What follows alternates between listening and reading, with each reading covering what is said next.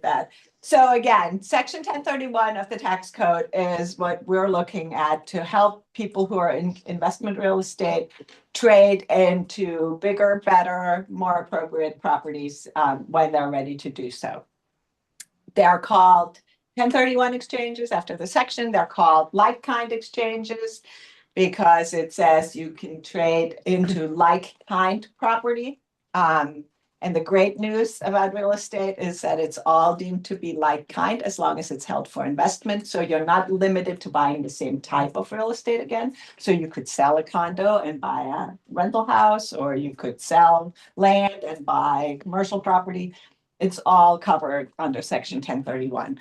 Sometimes they're called tax deferred exchanges because that's what they do. They help you defer your capital gains taxes and your depreciation recapture taxes when you're going through this process. Sometimes they're called tax-free exchanges, which is not exactly accurate because it is just a deferral. But we'll talk in a little bit about how to stretch that deferral out. Presumably, we just talked about death and taxes.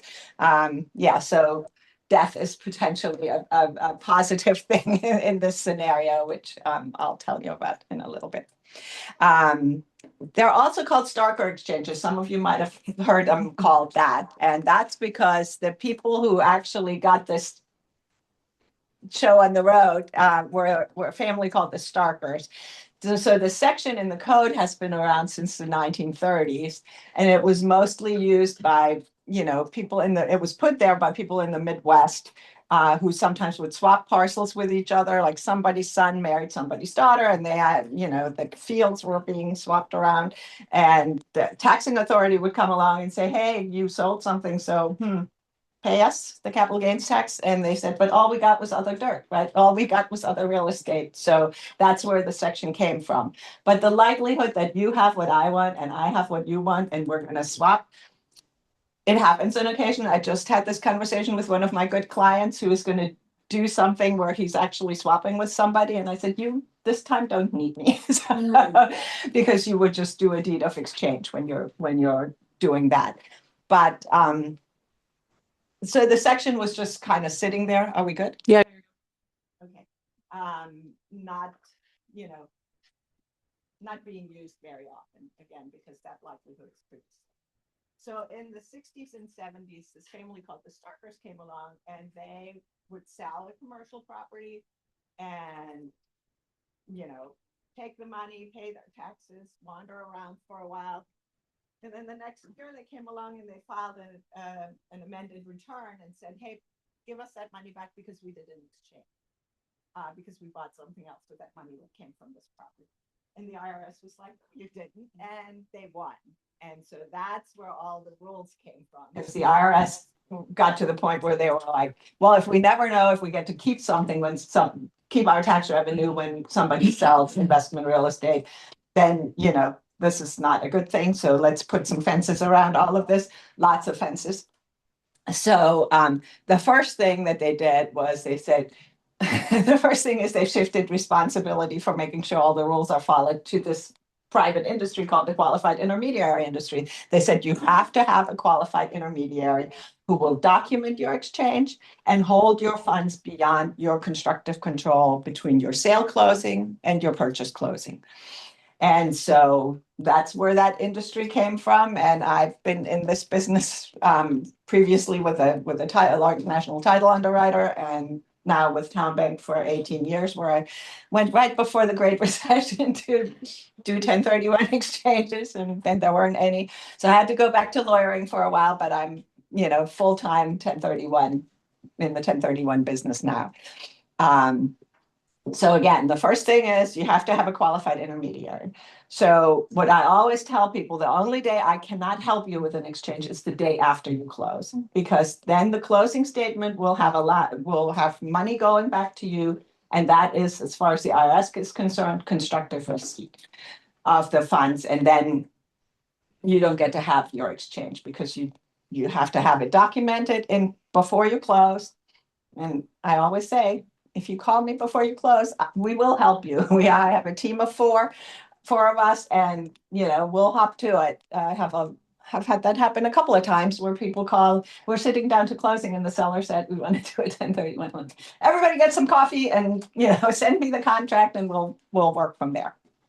So we tried to be also very responsive, just like our friend here. So that's the first thing that they said. One of the reasons you want to deal with a qualified intermediary, because there's really no barrier of entry into the qualified intermediary, business, but you want to deal with somebody where you know where your money is going to be. And so what we do is we open a separate money market account at Town Bank for each of our exchanges. Last year we did 602 of them. So 602 separate accounts so that the money is never commingled with other people's money. And then they came up with additional rules. And that's why, I say 1031s are very rule intensive, and we aim to be sure that you're staying on top of that when you're doing your exchange and that you're being reminded, sometimes annoyingly so, that your deadlines are coming up or that something needs to happen. So you put the exchange documents in place for you as real estate professionals. Great thing about the RAIN contract, it now has paragraph 22, so you don't have to put in anything extra about wanting to do an exchange because it's already in there. And okay, maybe see coming right up. Yeah. Laughing out.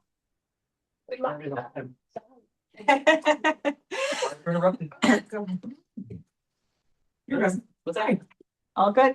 Sean, everyone. Hi, Sean. So, yeah, separate account for each of our exchanges. You're in a little bit of interest. It's not terribly great, but at least it's a little bit. And again, so for you in the contract, you don't have to do anything special, but you do have to get in touch with us before the closing so that we can put together the documents and we can collect the information that we need to open a bank account, which is, getting to be to the point where you have to hand in your firstborn in order to get that done. Not really, but it feels like it. Some people say, you can have them, but we really don't want that. And then we'll have instructions for the settlement agent to show what I refer to as the breadcrumb trail for the IRS on the closing statement. So rather than the money going to the seller on the bottom line, the money is coming to Town 1031 on a line item. And we'll provide wiring instructions and the money comes in the account. And then once that closing has happened, that date is the most important date in 1031 world.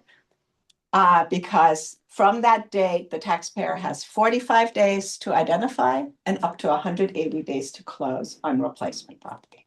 So what we do is after that closing happens, the funds have hit, we will send the taxpayer a deadline letter. Your closing was on day X plus 45 plus 180 from day X, and an ID form that they can use. So again, you have to have a qualified intermediary. You have to meet those time deadlines, which that is oftentimes the little bit of the scary part. So right now with the market, the way it has been, I have a lot of people come with both contracts in hand because they're not letting go of what they have until they have something lined up to buy, which, is smart. So those are the first things. And then comes the additional thing about what do you mean identify and how many can you identify and what can you do there? And that is a 3-pronged set of rules that you have to follow. The first one is called the 3 property rule, and it's the easiest. It doesn't involve math. You can identify up to 3 potential replacement properties without having to list a value next to them. And identifying means it has to be locatable, right? So if it's a house, it's going to be the address. If it's a condominium unit, you would have to say unit 5 in blah, blah, blah condominium.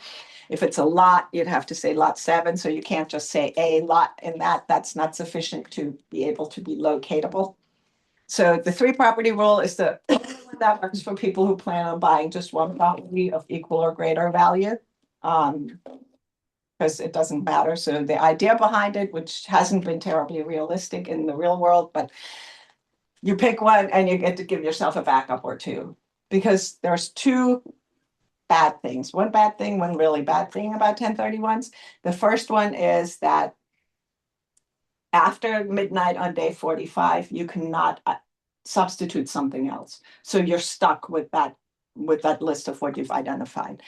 And the really bad thing is, let's say you identify 3 potential replacement properties and the 45th day has passed and then they all fall apart. Not only do you not get to substitute something else, but you also have your funds tied up until the 180th day, because the qualified intermediary cannot allow one taxpayer to control their funds before the end of the exchange period. First end, of course, is if you're closing within the 45-day window, we send the money to the replacement property closing. Second end is midnight on day 45 if you don't make an identification, or if you've canceled in writing the identification you might have made on day 30. And then the next possible end, of course, is when if you're closing somewhere in that time window before the 180 days are up, we send the money to the closing.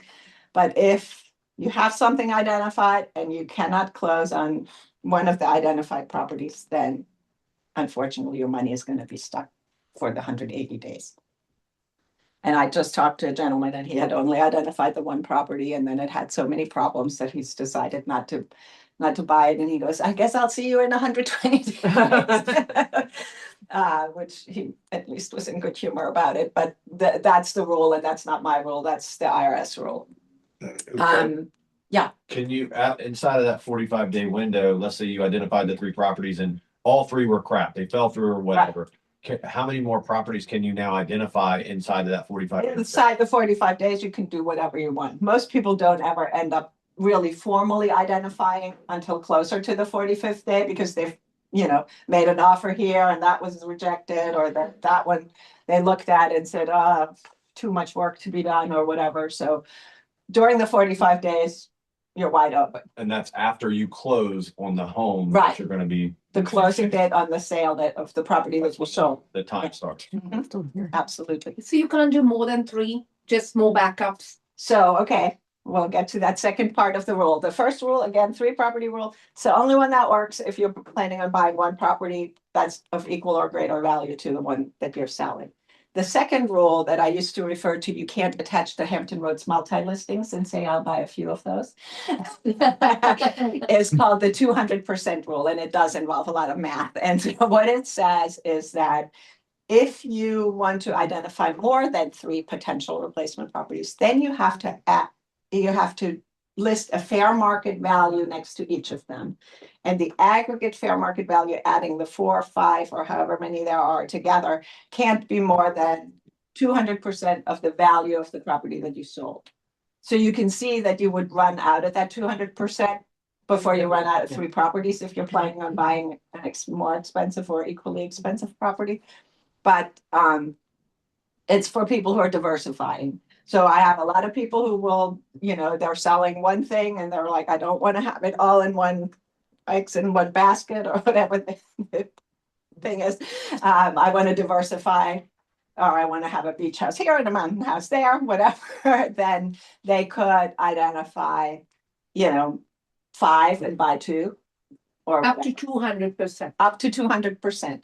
And when people ask me what I mean when I say fair market value, I say that since we don't share this form that you're using to identify the replacement property with your sellers, if there's any chance that you would pay more than the asking price, put that higher number in there.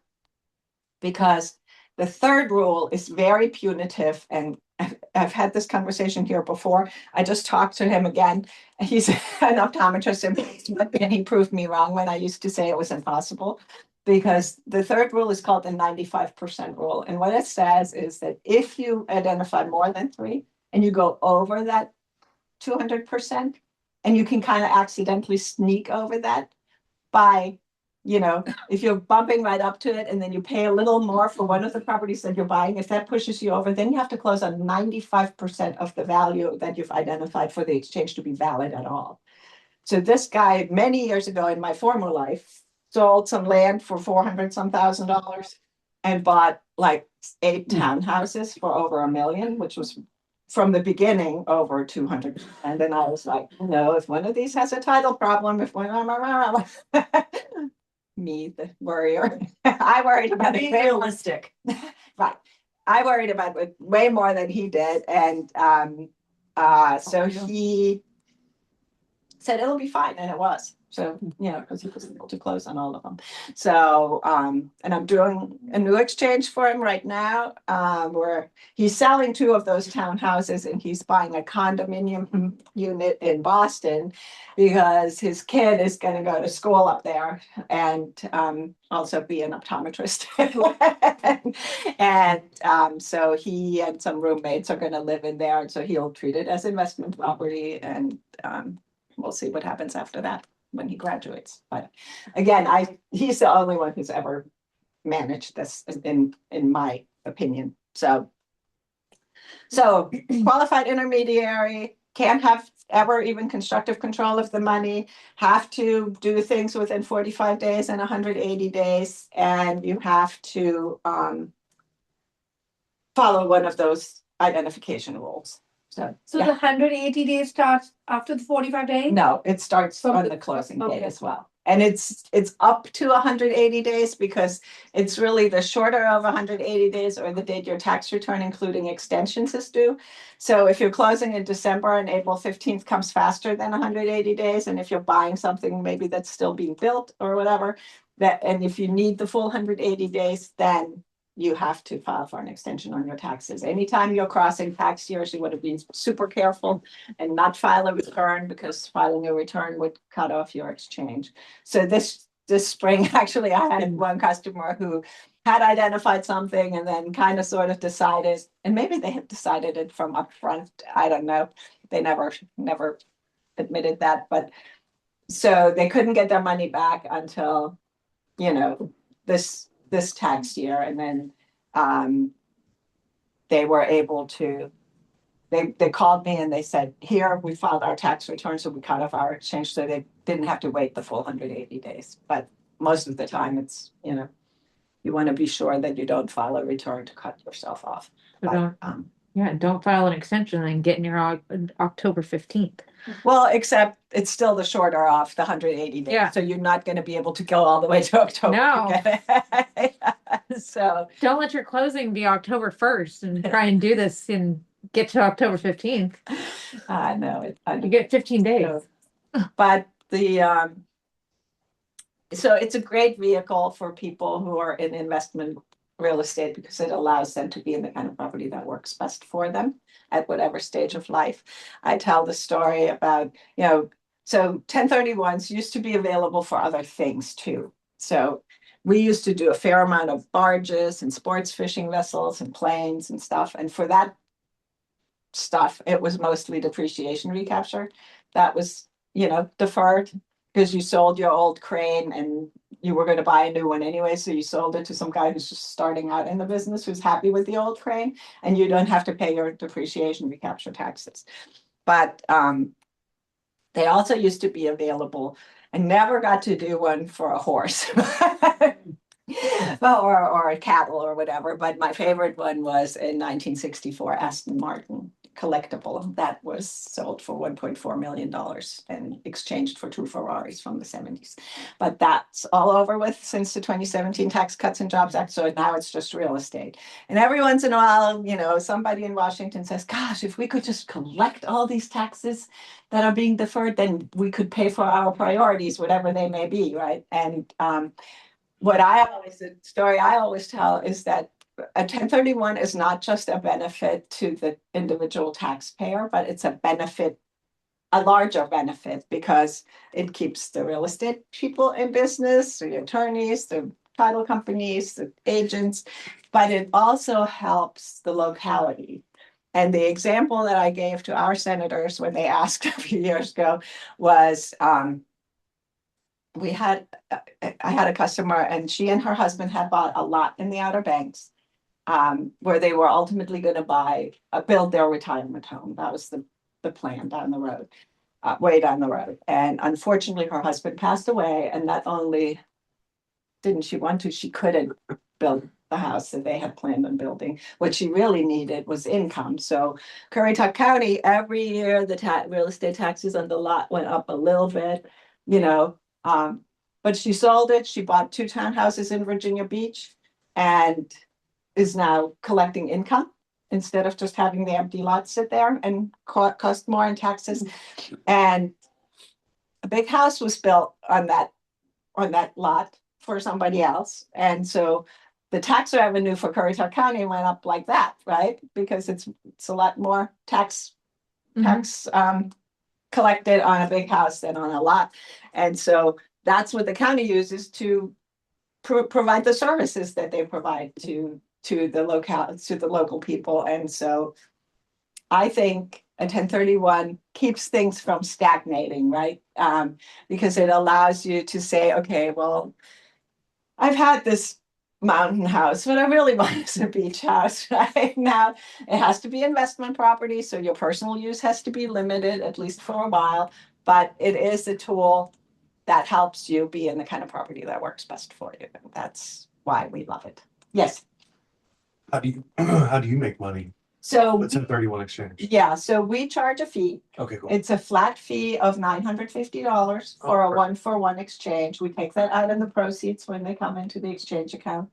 And if you were to be one of those people who diversifies and buys more than one replacement property, we would have an additional $100 fee for each closing after Got the first, because there's documents and wiring and all of that. And of course, for Town Bank, these are reasonably low cost deposits that each account only sits there for however long, right? Right. Up to 180 days.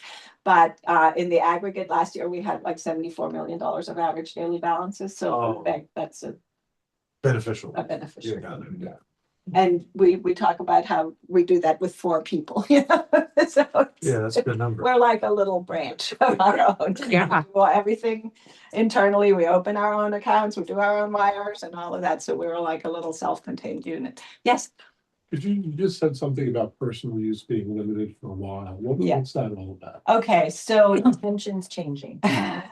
so in order for something to qualify as investment real estate, like a beach house, for example, like on my pretty new brochure with the beach houses. In order for it to qualify for investment real estate, your personal use has to be limited to the greater of 14 days or 10% of the time it's rented. And that does not include the time you go to like fix something or paint a wall or whatever. And I like, should probably not say this out loud, but there's not going to be a IRS agent at every cul-de-sac saying, "What are you doing here again?" So, When you But- when you do your taxes at the end of the year for your investment property and tell them how many days you've spent there, you've only spent 14 days right, sleeping in that house for the year. except for the time when you had to go because there was a But storm it- coming and you had. Except the time you put the gutter up. You can't stay there more than 14 days. You can't sleep in that house More than 14. more than 14 Right. days. I need to And- remember that. In a And I calendar said year. that for a while. The reason Oh, the reason I said for a while is Your CPA knows. the reason I said for a while is in 2014, I want to say, there was a case where a family had like a compound vacation home, something, that they only used personally, and they did an exchange into something that they were only using personally, right? And they got audited and the IRS denied their exchange and they fought about it in court. And they said, well, we have bought this thing with the intent that it appreciate. And it did, look, woohoo. And that was good enough. And so especially resort communities, were kind of up in arms about it. And what do we do? And so the IRS came out with this safe harbor that said, if for 2 years before you do the exchange, you turn something into an investment property, then you do the exchange, and then you keep it as an investment property for 2 more years after. And they say 2 1-year periods, so I guess technically they don't have to be consecutive, but that's what it says. Then the IRS has agreed, we're not going to look at what you used to do, that it was just your second home, and we're not going to look at what you're doing down the road. But it's that 4-year window that's, kind of, that's why I say a while. And so the other thing I have is customers who are buying investment real estate that they're gonna rent out for a few years, but with an ultimate eye of retiring there.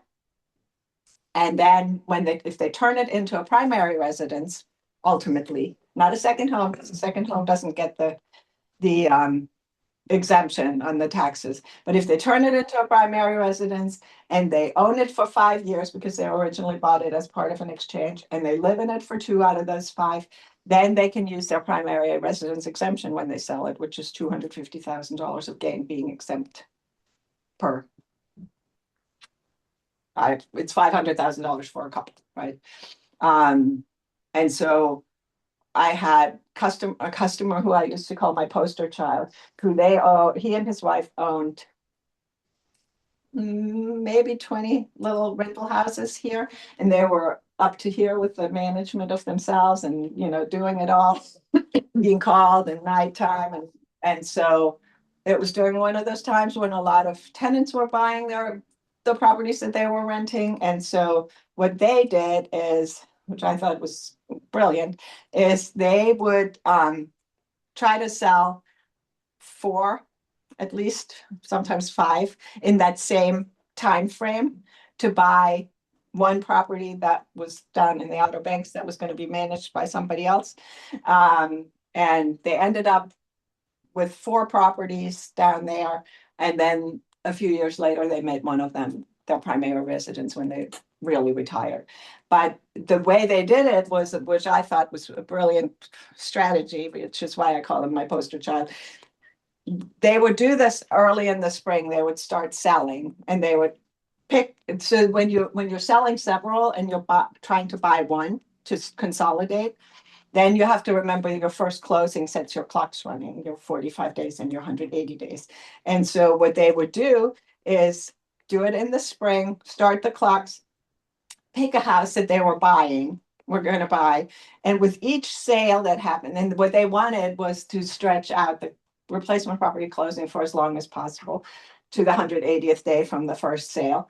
And so with each sale as it happened, they'd make an additional, out of those sale proceeds, we can make an earnest money deposit. And so they'd make an additional sizable earnest money deposit so that the seller knew they were going to do it. They just wanted the full time. And frankly, when you own a beach house in the Outer Banks, you like having another summer rental income and know that by September or October, it's going to be gone, right? So that I thought was very smart. And again, I still talk about them. So, but it's a tool for so many different people. I do a lot of commercial work, and we do them all over the country. So it's the 50 states, DC, the U.S. Virgin Islands, and Guam that are covered. And I recently did an exchange in Guam, so now I got that checked off because it was a Navy guy who had kept a condo there and decided to sell it and buy something here closer to home. But it really does allow people to be in the kind of property that works best for them, and that's why I like what I do. And since we early talked about death and taxes, the other way to not worry about the capital gains anymore is to die. So Yeah. first way. So when I was at law school, the first day of tax class, the professor said, and when you die, your heirs get a stepped up basis. Means all of that hard work, all of that gain that has accumulated doesn't get taxed because your kid or whoever it is, their new basis in the property is the value of the property on the day you pass away. And so if they were to inherit it and then sell it the next day, they don't owe the taxes, even though you've been deferring them for them. So I thought it was kind of, and the woman next to me said, cool. So it's a matter of perspective, but I like my 1031s where you get to defer, until sometime way down the road when that happens to all of us. So thank you guys so much. Is that you. Any questions? Yep. Come on. Right. Yeah. So I have a borrower with a house in the Outer Banks that's for sale. I told him he should call you about a 1031. he's gonna net $200,000, but he wants to pay off some personal debt with the proceeds as well as buy an investment property. Yeah. So how do you like split that at closing, or is that allowed? Like, Yeah. based on what he thinks? So the general rule is to fully defer, you have to buy something as expensive as what you sold. All the net proceeds have to go into the new property.